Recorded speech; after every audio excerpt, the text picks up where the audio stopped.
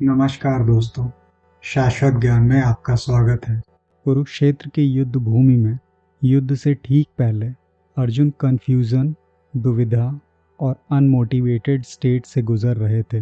दोस्तों, बिल्कुल इसी तरह हम सबके साथ सिचुएशन आती है जब हम अपनी करंट सिचुएशन से बाहर निकलने के लिए लाइफ में गोल्स प्लान करते हैं और जब उन पर चलने की शुरुआत करते हैं तब कन्फ्यूज़न, दुविधा और लो मोटिवेशन हमको घेर कर खड़े हो जाते हैं। अर्जुन भगवान श्री कृष्ण से कहते हैं, मैं अपने इन संबंधियों और मित्रों से लड़ना नहीं चाहता, भले ही बदले में मुझे तीनों लोग क्यों ना मिल जाएं। इस पृथ्वी की तो बात ही छोड़ दें।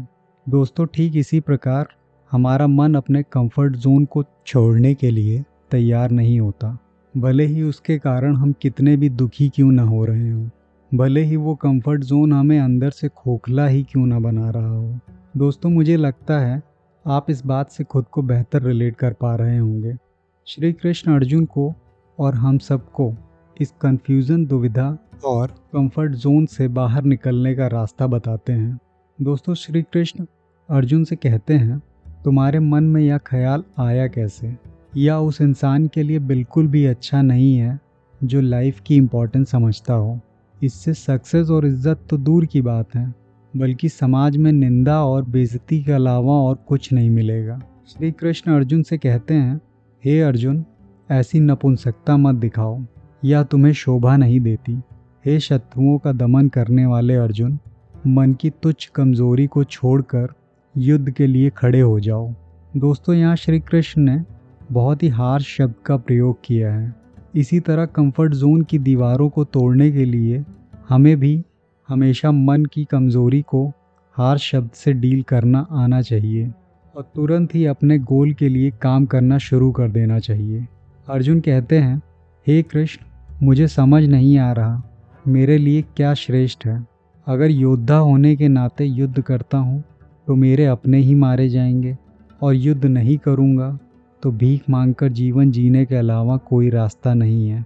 फिर इस युद्ध में जीत भी तो निश्चित नहीं है। फिर अर्जुन कहते हैं, हे मधुसूदन, मैं खुद को बहुत ही कमज़ोर और असहाय महसूस कर रहा हूँ, इसलिए मैं आपसे जानना चाहता हूँ, मेरे लिए जो सबसे बेहतर हो मुझे बताएं। मैं आपका शिष्य हूँ और आपका शरणागत हूँ।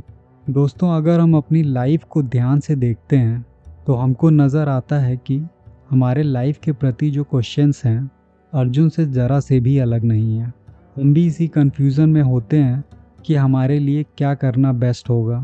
अगर किसी एम को ठान कर प्रयास करना शुरू करते हैं तो तुरंत ही मन में क्वेश्चंस उठना शुरू हो जाते हैं, मैं कर पाऊँगा या नहीं, मेरे से होगा या नहीं, और अगर नहीं कर पाया तो बहुत बुरे हालात में पहुंच जाऊंगा। हमारे सारे कन्फ्यूज़न्स और सवालों के जवाब सिर्फ और सिर्फ भगवान श्री कृष्ण और उनके द्वारा कही गई गीता ही दे सकते हैं। श्री कृष्ण कहते हैं, हे कुंती पुत्र, सुख और दुख क्षणिक क्रिया मात्र है। जैसे गर्मी और सर्दी का मौसम आता और जाता है, वैसे ही सुख और दुख भी आते और जाते रहेंगे। ये इंद्रिय बोध से उत्पन्न होते हैं और मनुष्य को चाहिए कि अविचल भाव से उनको सहन करना सीखे। दोस्तों, सुख, दुख, कन्फ्यूज़न या डर कुछ भी परमानेंट नहीं है। ये सब आते और जाते रहेंगे। ये सब हमारी इंद्रियों यानी सेंसेस से पैदा होते हैं। इसलिए श्री कृष्ण कहते हैं, सबसे पहले हमको अपनी इंद्रियों पर कंट्रोल करना सीखना आना चाहिए। श्री कृष्ण कहते हैं, जो मनुष्य सुख और दुख में विचलित हुए बिना एक भाव से अपने कर्म में लगा रहता है, उसके लिए जीवन में कुछ भी असंभव नहीं होता। श्री कृष्ण अर्जुन से कहते हैं, अगर तुम युद्ध ना करके अपने कर्तव्य की उपेक्षा करते हो तो तुमको पाप लगेगा और तुम अपना यश सदा के लिए खो दोगे। लोग सदा तुम्हारे अपयश का वर्णन करेंगे और सम्मानित व्यक्ति के लिए अपयश तो मृत्यु से भी बढ़कर है।